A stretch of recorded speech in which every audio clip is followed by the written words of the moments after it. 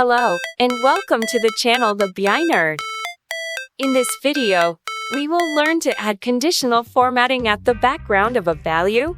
Here we have a table with salesperson and experience years data. We want to add conditional formatting only to the experience years column. To do that, I will click on the down arrow next to the experience years field.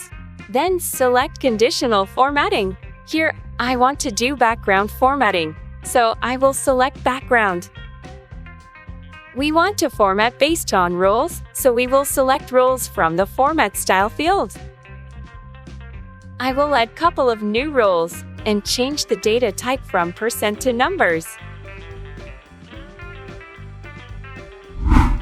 We will format 0 to 6 as red, 6 to 9 as yellow, and 9 to maximum years as green, and click OK. Now we have the experience years column conditionally formatted as per the rules. If you want to learn to create an awesome looking dashboard like this in less than 20 minutes, then click on the link above or click on the end screen video.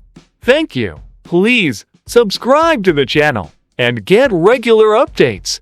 Also, don't forget to check out other Power BI videos on the BI Nerd.